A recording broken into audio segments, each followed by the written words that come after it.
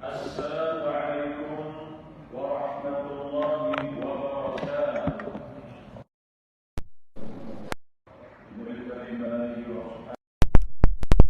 الأنبياء المرسلين والشهداء الصالحين أشهد لهم الفاتحة. أعوذ من الشيطان الرجيم. بسم الله الرحمن الرحيم.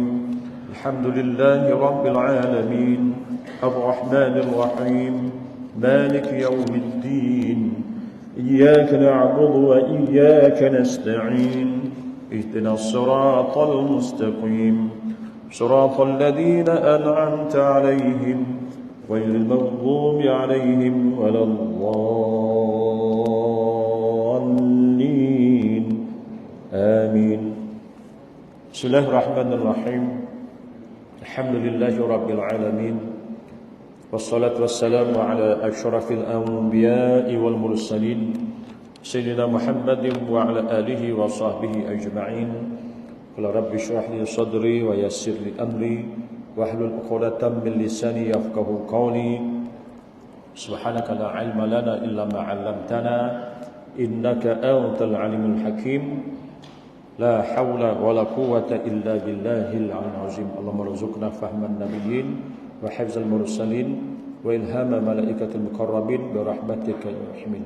اللهم اجعلنا من التوابين واجعلنا من المتطهرين واجعلنا من عبادك الصالحين. Amma ba'du.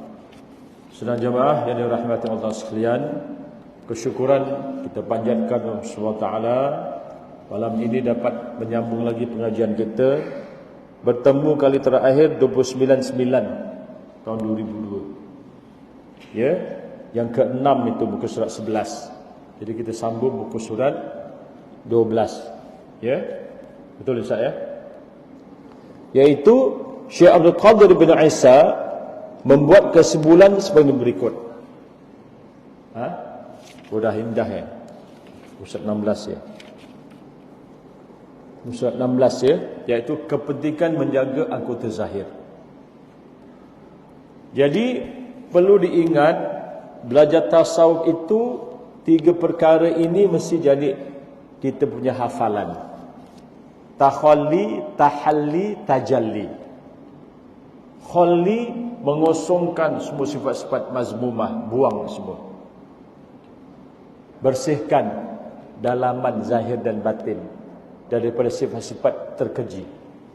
Kemudian tahalli, menghias, masukkan sifat-sifat yang baik-baik, yang mahmunah, terpuji. 2 dah mantap, dah faham, yang keji dibuang, mazmumah, yang baik-baik masuk, maka nanti insya-Allah boleh tajalli, faham Allah, kenal Allah, mengerti Allah, ya, ma'rifatullah dan sebagainya. Akhlak akan tersinar, akhlak akan sebati di dalam dan di luar, zahir dan batin. Sebab itu pengarang ini Syekh Abdul Qadir Amandili bin Abdul Muttalib Amandili, dia memberitahu kita kepentingan menjaga anggota zahir. Jadi kita itu ada anggota zahir, ada anggota batin. Maka mula yang pertama dalam kita itu nak faham tentang yang namanya ilmu tasawuf, mesti menjaga anggota zahir. Anggota zahir itu dijaga. Apa dia? Mata, ya, telinga, mulut, lidah, ya, tangan, perut, kemaluan dan kaki. Jadi 7. Okey. Tujuan mempelajari ilmu tasawuf ialah membersihkan anggota-anggota zahir supaya tidak melakukan perbuatan-perbuatan yang keji, yakni yang tidak elok, untuk menolong hati dapat dibersihkan daripada sifat-sifat yang tercela, mazmumah. Jadi tujuan utamanya itu nak bersihkan hati. Tetapi nak bersihkan hati mesti bersih dulu yang zahir, kerana hati itu yang di dalam batin. Ada gitu. Ya, bersihnya itu nak dalam, tapi yang di luar mesti dibersihkan dulu. Kalau tak dapat yang batin, yang kulub itu. Ya muqallibal qulub, wahai Tuhan yang membolak-balikkan hati. Hati memang payah. Hati nak kena baik. Ya, hati nak dijaga. Jagalah hati. Macam-macam lagu tu. Macam-macam nasyid. Okey. 47 syarahnya. Belajarlah ilmu tasawuf dan ilmu-ilmu yang lain. Imam Syafi'i berkata, ta'allam falaisal mar'u yuladu 'aliman wa laisa akhu ilmin kaman huwa jahil. Ya, Imam Syafi'i dalam dewan, ya, dia punya syair-syairnya, belajarlah kerana tidak ada seorang pun yang lahir sebagai orang yang alim. Kita lahir semuanya kosong, zero. Lawan alim jahil. Dan bukanlah orang yang tahu tak sama dengan orang yang jahil. Ya. Kan gitu. Ya, dalam suratul apa namanya? Hal yastawil ladzina ya'lamuna wal ladzina ya'tamun?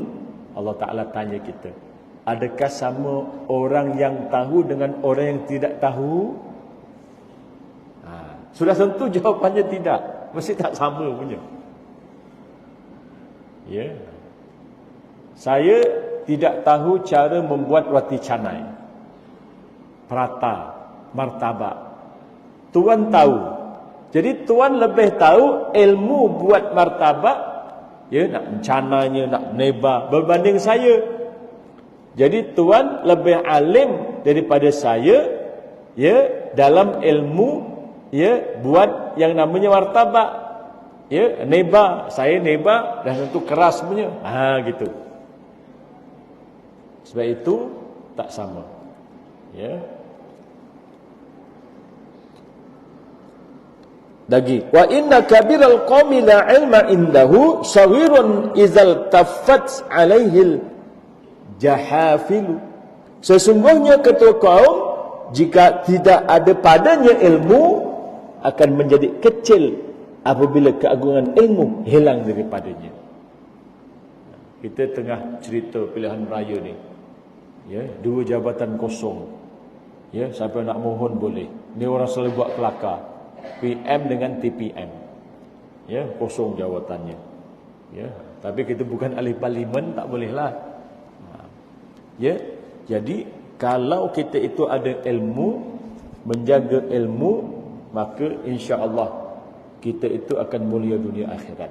Selalu kita baca selepas maghrib, selepas subuh, disuruh diamalkan. Ya, Allah Taala beritahu kita, suruh kita ngamalkan.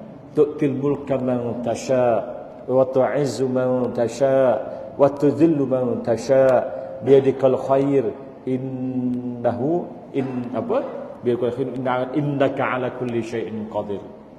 Ya, Allah yang memberikan kerajaan, Allah yang memuliakan seseorang, yang menghinakan, ya, baginya semuanya.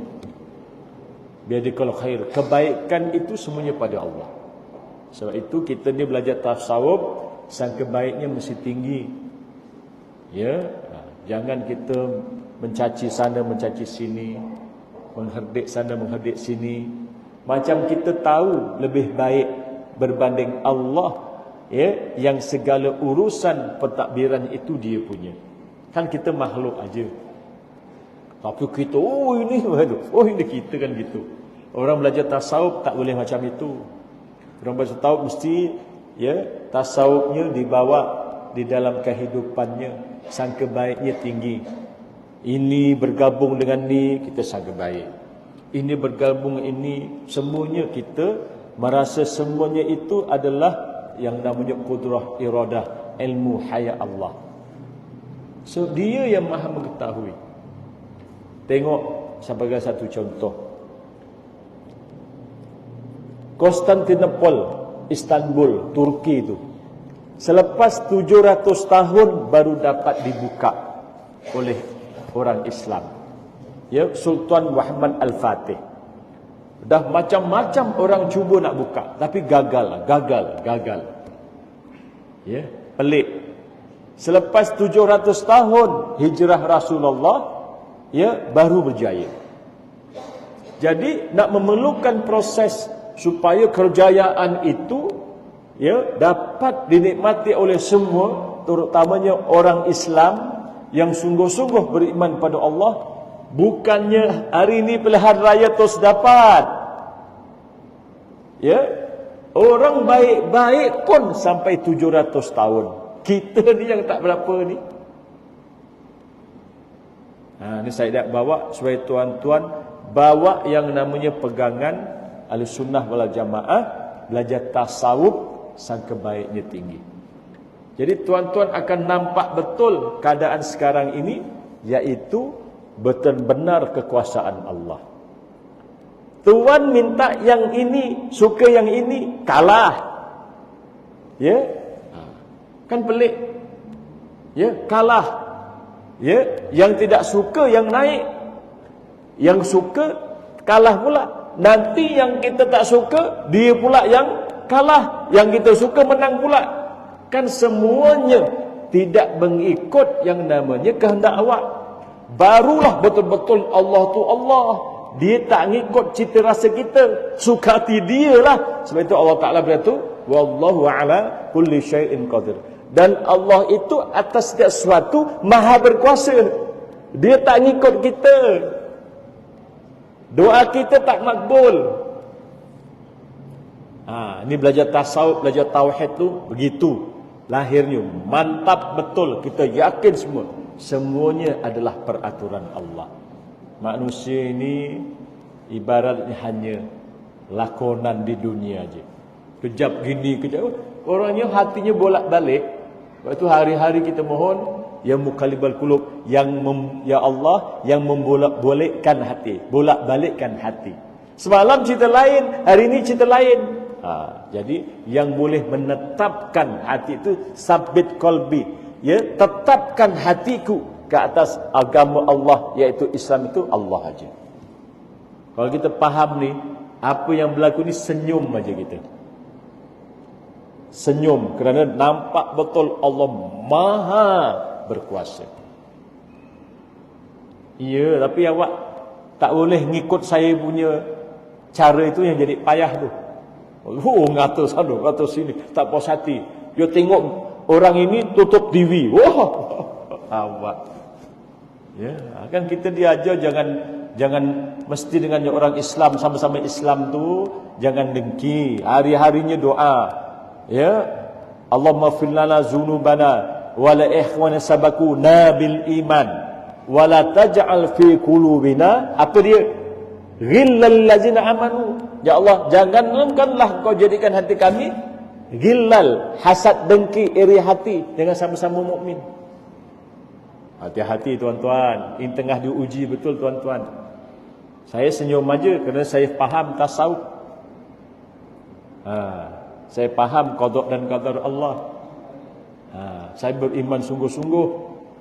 Ya, saya nampak betul ini adalah semuanya, ya, perbuatan Allah. Dia nak nguji, liyabluwakum ayyukum ahsanu amala. Siapa di antara kita yang paling baik amalannya, paling ikhlas, paling bersangka baik, paling percaya dengan Allah. Dia uji betul kita ni. Jadi senyum aja. Ya, boleh terima ni senyum ni. Boleh belajar senyum apa segala perkara. Kan saya dah latih tubi, saya dan tuan-tuan. Hujan, macam mana pun banjir ribut, senyum. Ya, panas, hari ini panas pun tetap tak ada komplainnya. Ya, panas ke hujan, semuanya daripada Allah. Senyum, duduk boleh senyum.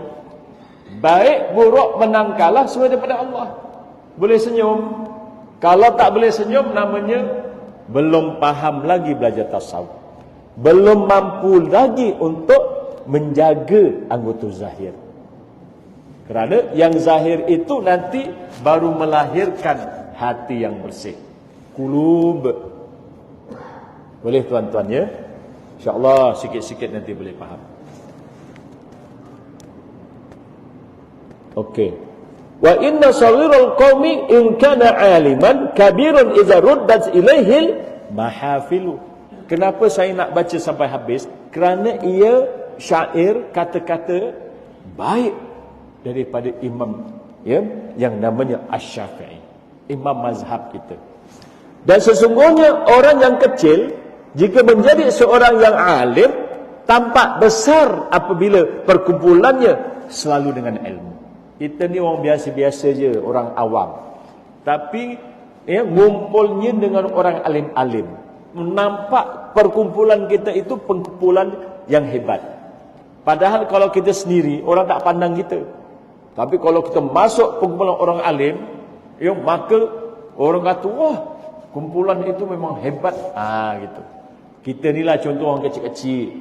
Kita hadir majlis haul, contohnya yang ada di dalamnya itu, ya, Habib Umar bin Hafiz. Ya, contohnya kan, daripada zaman datang. Kita orang kecil, tapi bila kita hadir di dalamnya, macam kita tu sama-sama macam dia. Padahal kita itu tempelan aja. Tapi kerana berkumpul bersama dengan satu jamaah yang hebat, yang besar, maka kita jadi hebat. Begitu. Ta'lam fa innal ilma zainun li ahlihi wa fadlun wa inwanun li kullil mahamidi. Tuntutlah, ini kata hukama pula. Ya. Tuntutlah ilmu kerana ilmu menjadi perhiasan kepada ahlinya. Keutamaan dan tanda setiap budi pekerti yang luhur. Jadi dengan ilmu akhlak kita baik, budi pekerti kita jadi luhur. Semuanya dengan ilmu. Kita tak ada ilmu bab solat, solat kita rajin, tapi kita hanya sebagai orang yang abid, ahli ibadat, tapi tak boleh dapat orang yang alim. Hanya ahli ibadat. Orang ahli ibadat kadang-kadang solatnya salah kerana dia tak ada ilmu tentang solat.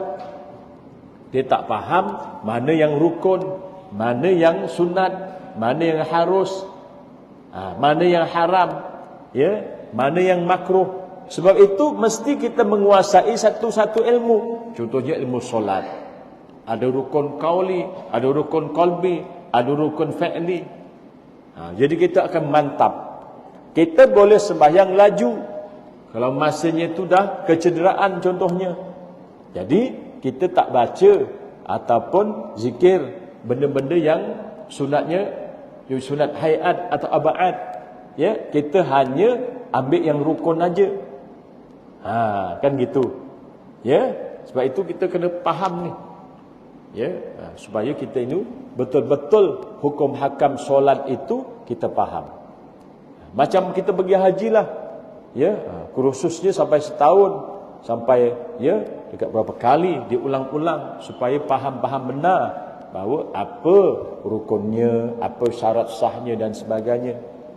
Ya, dan sebagainya. Sebab itulah setiap sesuatu itu mesti diilmuni. Jawa ni gitu. Orang Jawa kata mesti kita ada ilmu tentang satu perkara itu. Barulah peratanya roti canangnya sedap. Kerana cara ngulinya tahu, cara nebarnya tahu, kandungannya, ingredient di dalamnya itu tahu. Ya, telurnya berapa? Ya, adakah diletak madu ke? Adakah letak susu ke? Ya, adakah diletak yeast sikit ke? Ya, biar tembam biar apa gitu. Ya, lepas tu ngulinya berapa jam? Ya, nebarnya musim berapa kali? Dinyet-nyet, orang Jawa kata ditekan-tekan tu berapa kali. Gitulah. Pakai minyak tu minyak apa? Kelapa ke ataupun minyak yang namanya zaitun? Saya tak tahu. Kan gitu. Siapa yang faham, maka siapa yang ada ilmu tentang satu perkara, dia akan mulia. Ya, begitu. Wa kun mustafidan kulla yaumin ziyadatan minal ilmi wasbah fi buhuril fawaidi. Dan jadilah kamu orang yang menggali faedah dengan bertambahnya ilmu setiap hari. Maksudnya jadi orang yang mustafidan, orang yang bermanfaat. Bila kita jadi manfaat, hari-hari akan bertambah kebaikan kita. Ya, kan Rasulullah beritahu, sebaik-baik kamu adalah orang yang paling bermanfaat kepada orang lain. Jadi kita ni kalau tak ada manfaat, tak guna kita ni. Ya, sebab itu kita nak jadi orang yang paling manfaat, ya, kepada orang lain. Okay. Serta berenanglah faedah-faedah ilmu yang laksana lautan. Maksudnya, kalau kita itu mengambil faedah daripada ilmu itu, maka kita itu seolah-olah, ya, berenang di lautan ilmu. Ya, bukan berenang di lautan yang tandus, yang pasir, gersang, tetapi kita akan berenang di lautan yang penuh dengan ilmu. Jadi seronok. Jadi kita, ya, bercakap, ya, kita bertindak, kita berfikir, ya, apa sahaja perbuatan kita semuanya ada ilmu. Fi ilmoni orang Jawa kata, semuanya ada ilmunya. Ya. Yang kita duduk, kalau ada ilmu kan, kita duduk-duduk kat sini ni kan niat iktikaf. Itu namanya ada ilmunya. Kalau tak kan cuma duduk aja gitu, nganggur-nganggur.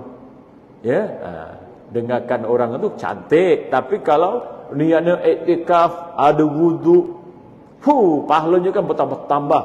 Beda rumah tadi pula dah niat-niat nak dengar kuliah, ya, nak nunggu solat isyak berjamaah, ya, nak khusyuk, nak zikir dalam hati. Kan hanya orang yang ada ilmu aja yang boleh gitu. Kalau tak kan cuma duduk nganggur aja ni. Ya, kat rumah boring dengan isi asyik gaduh aja, lebih baik pergi masjid, dia kata gitu. Ya, dapatlah dengar tu, kalau ada makan lagi bagus, dia kata gitu. Kan lain kalau ada orang ilmu. Ya, tenang, damai, seronok. Sebab tu mesti diilmoni.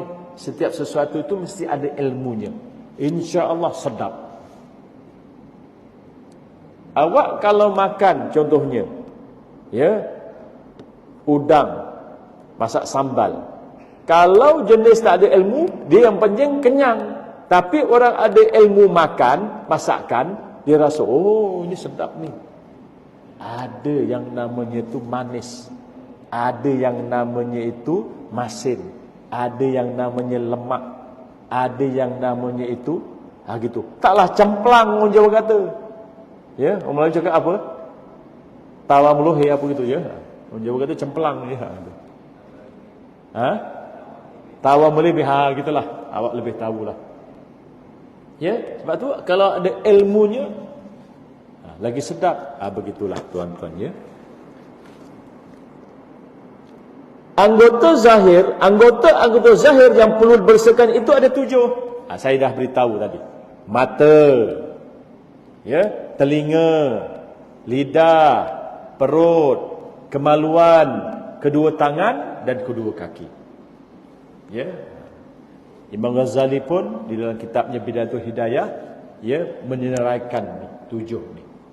Ada yang tambah-tambah sikit. Ya. Jadi asas para ulama menggaris pandukan pada kita 7 perkara itu anggota zahir perlu dijaga sungguh-sungguh. Mata, istighfarkan mata 100 kali astagfirullah. Nampak betul mata kita buat maksiat. Astagfirullah. Mata je astagfirullah 100 kali. Telinga, ya Allah, aku hari ini dengar macam-macam, ya Allah. Orang ngumpat, orang apa, orang ngata, orang apa. Ini musim sekarang ni kan, ceritanya. Mata tengok macam-macam, ya. Tengok Facebook, tengok sini, ngata sana, ini ngata sini. Ini tak puas hati. Ini, ya, bakar bendera. Yang ini, ini, macam-macam. Mulut, ngata. Awak ngata orang, pahala awak kasih orang free. Akhirat muflis. Tak ada pahala. Gudang pahala habis. Lepas tu jangan ngata orang. Awak ada bergudang-gudang pahala, tapi buat jahat, ngatur orang, dengki orang, ya, sangka buruk orang, diambil sikit, akhirnya kita punya habis. Akhirnya jahat orang kasih kita. Kerana dah tak ada apa nak kasih, dia punya jahat dikasih kita. Macam mana? Hati-hati. Sebab tu, ini, Istighfarkan mulut. Astagfirullah. Jadi satu-satu ni mesti diistighfarkan. 100 gitu. Tangan. Ya. Perut, masuk entah apa-apa asal boleh. Kemaluan, na'udzubillah. Kadang kita tengok yang jahat, ya, anunya ngaceng orang Jawa kata. Dia dosa semua tu. Ya, istighfarkan zaman-zaman muda dulu. Ya, istighfarkan. Ya, kaki pergi sana sini. Dulu zaman saya jadi penolong mengarah penguasa, Pak Ji tu, ya, depan yang namanya tu kedai nombor ekor tu, songkoknya itu dilipat. Beli nombor untuk keluar, pakai balik. Astagfirullah. Saya nampak sendiri. Ini bukan cerita ni. Saya lama juga jadi penguasa, ya, dekat 4-5 tahun saya jadi penguasa juga. Awal mula kerja, saya jadi bahagian penguasaan saya. Lepas tu baru jadi pendakwa syar'i, itu. Ya. Jadi dua itu dekat 8-9 tahun baru saya jadi Tuan Qadhi Mersing. Lama ni jumpa orang, ya, tua-tua, orang ni, ya, sampai bergaduh, ya, tangkap pun lari, ya, dan sebagainya. Nauzubillah. Janganlah, ya, kita itu beli-beli lagi tu, ya, pergi tempat-tempat yang itu dah tak payahlah. Kita dah tua.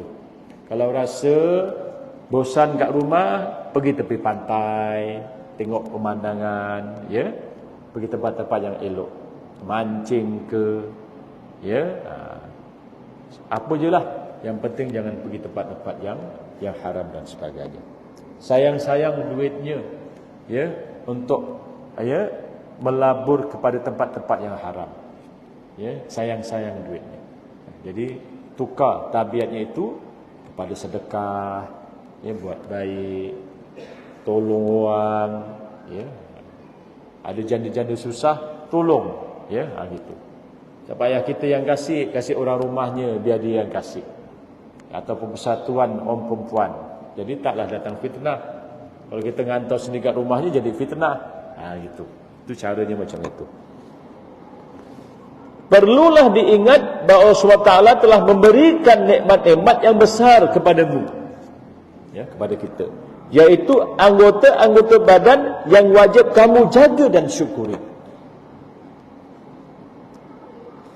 Jadi disyarahkan oleh, ya, Ustaz Muhammad Hadi Jul 5 jenis nikmat. Yang pertamanya dalam kitab Ihya Ulumuddin, Imam Ghazali menyebutkan ada 5 jenis nikmat yang diberikan Allah SWT kepada manusia, yang punya harta benda dan kekayaan.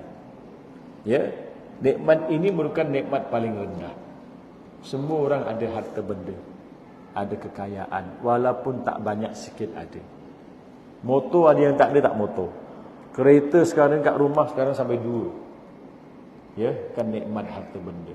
Rumah bukan satu aja, kadang sampai 2-3. Ya, nikmat, ya, rumah. Rumah ni lain, yang disewakan lain, yang kasih anak lain, kan gitu. Ya, harta benda. Mesti ada. Paling tak pun kat rumah bajunya lebih selai. Kan, jubahnya, kain pelekatnya, baju kurungnya. Saya percaya tuan-tuan setakat 3 ni mainan aja. Ya, tak ada yang selai sepinggang, ya, ada baju kemudian balik tukar dengan bininya untuk solat macam sahabat dulu. Tak ada kita. Lambat-lambat baju kat rumah tu. Baju masa kerja dulu pencen, tak disimpan aja. Ya, dibungkus gitu je. Mana pakai lagi dah. Bawa pergi kebun lengan panjang, tak ada kebun lagi dah. Ya, nak nyawit ke, nak motek kopi ke, dah tak ada. Gitu aja kan, gitu ya. Nak kasih orang pun tak nak, fashion lama. Iya, gitu ni. Cari tengok kat rumah, lambat-lambat ada. Ya. Yang keduanya nikmat kesihatan. Sehat, muncul sehat walafiat itu dapat pergi masjid. Sakit sikit-sikit tu biasalah, kencing manis, gaut, darah tinggi. Ya, sikit-sikit tu biasalah, mengkafarahkan dosa-dosa kita yang lama dulu. Ya, saya itu bersyukur sangat Allah Ta'ala bagi saya ada sakit kencing manis. Ya, kerana kafarah dosa kita banyak dulu. Jadi sentiasa ada sakit sentiasa Allah Ta'ala ingat akan kita, suruh kita ingat dia, sakit daripada dia. Jadi sentiasa seolah-olah diampunkan dosa-dosa kita yang dulu. Bertuahnya dapat sakit. Ya. Awak tak rasa bertuah ke sakit? Bukan sakit yang teruk-teruk ni. Ya, kadang-kadang badannya lindu-lindu, pegel-pegel, orang kata tak sedap. Ya, gitu. Kan alhamdulillah tu. Kadang-kadang tercucuk jalan, kakinya tu tersepak yang namanya tu bonjol, bukan main sakit lagi. Itu semuanya nak kafarahkan dosa-dosa kita kan. Rasulullah macam itu pesan pada kita. Ya, jadi rasa bersyukur. Jangan kita belum ya, apa cerita apa tu, tersepak tu, ya. Kalau pengantin baru, ya, isterinya digandeng. Dah lama isterinya tinggal jauh. Dah lama tak bisa batu, ngata batu. Ya. Gitu kan kelakuannya gitu. Ya, sebab itulah tuan-tuan, dapat sakit tu syukur. Orang tasawuf gitu. Sebab itu Nabi Ayub bila Allah Ta'ala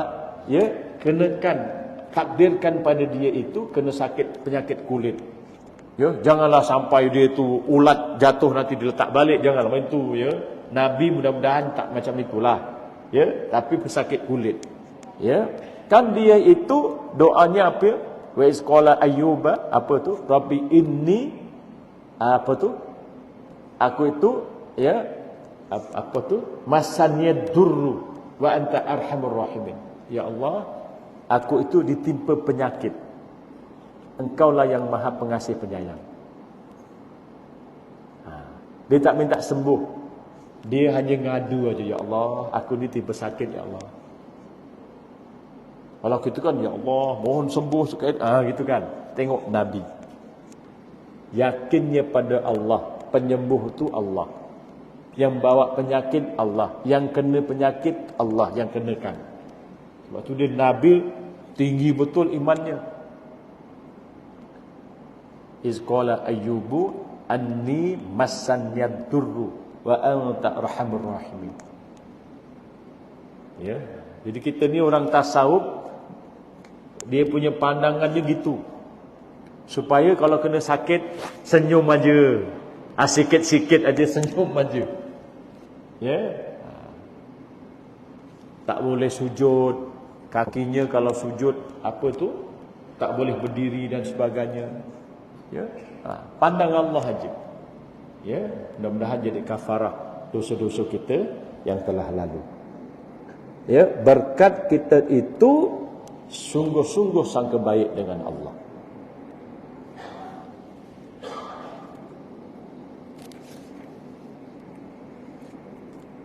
Jika kamu tidak menjaganya, semuanya, maksudnya tidak menjaga nikmat iman Allah tadi itu, semuanya akan menjadi saksi pada hari kiamat terhadap semua perbuatanmu. Ya, jadi nikmat itu mesti disyukuri. La in syakartum la azidannakum wa la in kafartum inna azabi lasyadid. Nabi Musa yang cakap ni. Ya. Allah Ta'ala anukan kepada Nabi Musa, kalau engkau syukur aku tambah-tambah. Ya, kalau kufur nikmat azabku pedih. Begitu. Jadi nikmat itu tidak boleh diukur, nikmat kesehatan. Ya, dan lebih berharga jika dibandingkan dengan nikmat kekayaan. Sebab itu Imam Ghazali, nikmat paling rendah itu nikmat kaya, ada harta. Atas sikit nikmat kesehatan. Tetapi kemudian yang lebih tinggi lagi, sempurna anggota tubuh badan dan panca indera. Ia mesti disyukuri dan dihargai, kerana apabila salah satu daripadanya sakit atau hilang, ia boleh mengganggu perjalanan aktivitas seseorang. Atas sikit, matanya buta. Ya, kan dah lain. Waktu nikmatnya tu makin tinggi lagi. Dia sakit aja kesehatan, tapi masih lagi sakit-sakit sikit aja. Baterainya dah weak ni.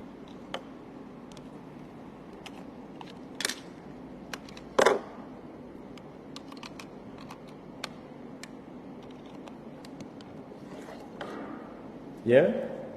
Jadi yang ini bila hilang, tangan sebelahnya hilang. Kan rasa betul. Kerana selama ini sebelah kanan yang membantu kita banyak. Kan gitu ya. Auzubillah. Orang kena angin ahmar. Ya, biasanya boleh jalan lancar, sekali sengit. Kena sebelah badannya mati. Kan payah dah. Nak pergi bila air payah, nak ada bantu. Ya. Nak berak payah. Kerana nak cebok, kalau terkena sebelah kiri habis. Ya, ceboknya pula dengan tangan kanan pula. Kan gitu. Ya, sebab itu kemudian nikmat roh atau nyawa, ia nikmat yang besar yang membolehkan manusia hidup dan beramal. Roh, nyawa. Dengan berat ada nyawa, kita hidup lagi. Ya, Allah Ta'ala kurniakan roh kita itu, ya, roh sebagai seorang muslim, muslimah, kita dapat beribadat pada Allah. Nikmat betul. Ya, roh belum keluar daripada jasad, maksudnya kita hidup lagi. Ini nikmat paling tinggi lagi. Jadi kita ni jadi orang, kita kena bayangkan ni nikmat satu-satu ni. Ada harta, syukurnya Allah. Kat rumah banyaknya makanan, duit kat bank pun ada ya Allah. Ini nikmat harta. Tak habis ya Allah makan. Beras belum habis dah, anak dah hantar lagi. Abah, apa yang kurang bah? Ya, ayam dah ada tak bah? Balik dibelikan penuh esbok kita. Ya, kita makannya dah tua tu bukannya banyak, sikit aja. Ya, anak yang bising, makan ni bah, makan tengah. Ya. Tu harta. Tapi nikmat yang lebih tinggi tadi tu, iaitu sempurna tubuh badan. Macam dengan sempurna, bila kena sembahyang tak boleh sujud aja dah rasa dah, ya Allah. Nangis kita ya. Baru sembahyang atas kerusi, ya, ditarik tak dapat sujud. Solatnya sah, tapi nikmat sujud dahinya ke lantai itu dah tak dapat rasa. Kan dah rasa lain dah. Ya. Kan iya, ada seorang perempuan tu dia tanya saya, macam mana saya ni kalau sujud, ya, kakinya sakit, dahinya tu. Jadi duduk kat kerusi boleh tak? Dia kata. Saya kata boleh. Tetapi dulu dalam kitab-kitab lama tak ada duduk kat kerusi ni. Kalau duduk mesti kat bawah. Jadi sedaya upaya untuk duduk bawah dan sedaya upaya nak dapat sujud. Walaupun duduknya itu bukan tahiyat awal, iftirash ke, tawaruk ke, asal duduk kakinya selunjur pun tak apa. Yang pentingnya bila sujud dapat sujud. Oh gitu ya dia kata. Baru dia tahu bahawa sembahyang itu boleh duduk, ya, kat bawah aja, tak atas kerusi pun boleh. Iya. Dia ingat bila semua orang sekarang ni duduk di atas kerusi, dia ingat hukumnya gitu. Bila saya terangkan, terima kasih Ustaz, kata. Bahawa rupanya boleh duduk kat bawah. Kan? Nanti kalau sujud, adjust lah. Kalau kakinya semua boleh, kangkang tu yang penting asal dapat sujud. Kerana nikmatnya sujud. Faham ni tuan-tuan? Ya. Sebab tu dinikmati sujudnya. Ya, dinikmati kita ni masih dapat sujud ni, nikmati betul-betul. Sujud ya Allah. Syukur aku ni dapat sujud lagi ya Allah. Letakkan dahiku, ya, ke lantai, ke tanah semata-mata kerana beribadah kepada-Nya ya Allah. Barulah iyyaka na'budu wa iyyaka nasta'in tu betul-betul maknanya hanya kepadamu lah kami menyembah. Menyembah kan kemuncaknya kan sujud. Kerana kalau na'udzubillah orang itu nyembah berhala kan pun disujud juga. Kita nyembah Allah kan sujud juga. Sebab itu dia nikmati yang namanya itu ketika beribadat, iaitu sujud. Wasjud waqtarib, dan bersujudlah kamu kerana sujud itu mendekatkan kamu kepada Allah. Nikmati sujud, ya. Jangan gitu sujud, jangan gitu aja. Tapi jangan digesel-gesel biar hitam, tak boleh juga. Ya, nikmati sujud ya. Ya Allah, kau bagi aku sihat ya Allah, boleh dapat sujud lagi denganmu ya Allah. Ya, nikmati betul. Sikit lagi ya. Roh dan nyawa, kerana nikmat yang besar yang membolehkan manusia hidup dan beramal. 5, Imam Ghazali beritahu, nikmat iman dan Islam. Inilah nikmat yang paling besar, yang sekiranya dibandingkan dengan semua nikmat di atas. Jadi nikmat iman dan Islam itu hari-hari mesti. Saya dah ajar tuan-tuan bahawa kita itu orang paling bertuah. Karena di dalam alam roh dulu Allah Ta'ala tanya kita, alastu bi rabbikum? Kita jawab, qalu bala syahidna. Allah tanya kita, bukankah aku Tuhan kamu? Di alam arwah kita jawab, bahkan ya Allah, kami menjadi saksi. Kemudian kita itu Allah takdirkan kita lahir ya sebagai mak bapak kita Islam. Jadi kita mukmin, kita muslim. Ya.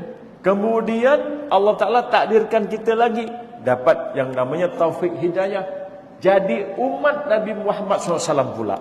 Ini dia punya bertuahnya tuan-tuan. Kita itu tidak dijadikan beriman kepada Allah, nyembah Allah, Tuhan-Tuhan kita, Allah Tuhan kita, tapi umat Nabi Lut, tapi beriman. Bukan umat Nabi Nuh yang 80 orang yang ya tersadai dekat Bukit Judi itu. Bukan juga yang namanya Bani Israel yang beriman, tapi Bani Israel. Bukan. Kita itu ditakdirkan umat Nabi Muhammad sallallahu alaihi wasallam. Kuntum khaira ummatin ukhrijat linnas ta'muru bil ma'ruf wa tanhauna 'anil munkar. Kamu itu adalah sebaik-baik umat. Kita ni bertuah betul ni tuan-tuan. Dahlah beriman, nyembah Allah. Ya, ditakdirkan kita itu muslim tetapi umat Nabi Muhammad SAW. Sebab itu hayati sungguh-sungguh ni. Ini dah nikmat yang paling besar, yaitu nikmat iman dan Islam. Sebab itu pagi-pagi mesti Allahumma asbahna ala fitratil Islam wa ala kalimatil ikhlas wa ala dini nabiyina Muhammad sallallahu alaihi wasallam wa ala millati abina Ibrahim hanifan musliman wa ma kana musyrikin. Raditu billahi rabba, aku redha Allah itu Tuhanku. Wa bil islami dina, agama Islam itu agamaku. Wa bi Muhammad sallallahu alaihi wasallam nabiyyan wa rasulan. Dan Nabi Muhammad SAW itu ya nabi dan utusan. Kita ngaku asyhadu alla ilaha illallah wa asyhadu anna Muhammad rasulullah.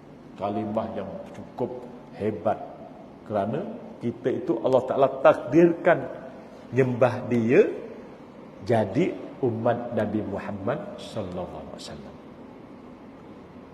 Jadi kalau kita rasa bertuah ini tuan-tuan, sedap. Iyyaka na'budu wa iyyaka nasta'innya sedap dalam Fatihahnya. Kita rasa jiwa kita besar.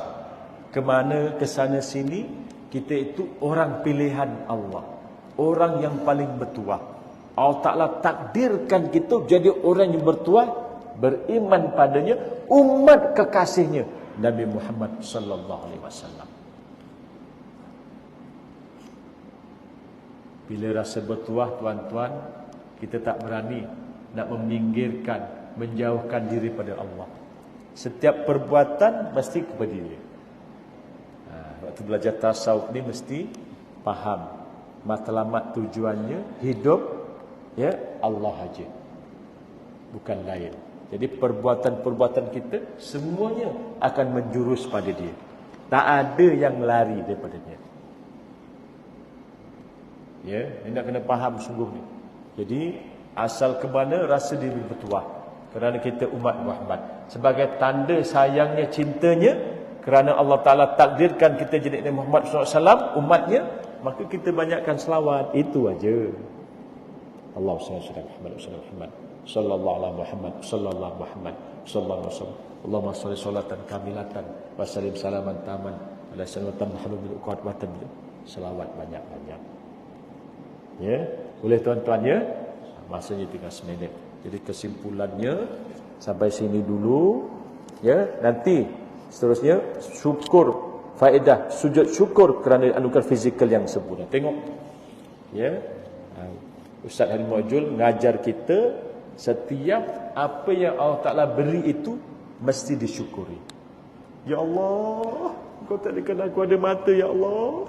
Tengok orang buta. Ya Allah, Kau takdirkan aku ada telinga yang boleh mendengar ayat-ayat. Ya Allah. Pernah gitu? Ya Allah, Kau berikan aku mulut, lidah, boleh membaca ayat-Mu. Awak pernah rasa tak ketika membaca Fatihah itu Allah Ta'ala bagi izin untuk kita mengucapkan ayat-ayatnya. Awak ingat awak boleh ucap ni.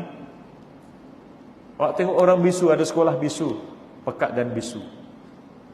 Pernah ada sekolah agama, ya, buta, pakai braille. Semua bayangkan gitu. Awak buta, ya Allah, Kau bagi aku mata, dapat mulut, ya Allah, lidah, aku dapat baca ayat-Mu, aku dapat baca Bismillahirrahmanirrahim. Nikmati, ya Allah, syukurnya Kau bagi aku dapat baca Bismillah. Alhamdulillahi Rabbil Alamin. Gitu, satu-satu dinikmati ayat-ayat Fatihah. Boleh tuan-tuan, ya? Dinikmati ni. Nak cakap, dinikmati dan disyukuri.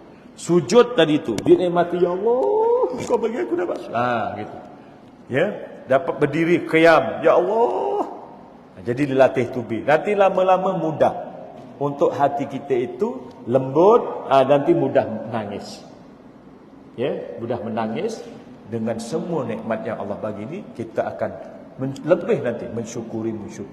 Jadi tidak akan berlalu satu nikmat pun, semuanya kita akan betul-betul, ya, mensyukuri. Kita fokus, kita tak yang namanya meremeh-remehkan nikmat.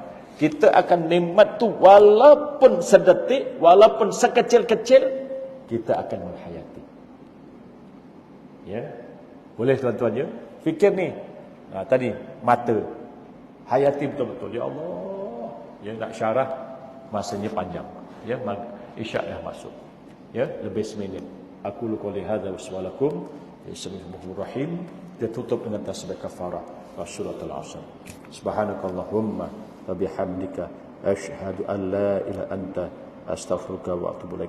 Bismillahirrahmanirrahim. Ya, wal 'asr innal insana lafi khusr alladzina amanu shalihat wa tawassaw bil haqqi wa tawassaw bis sabr. Wallahu a'lam bissawab.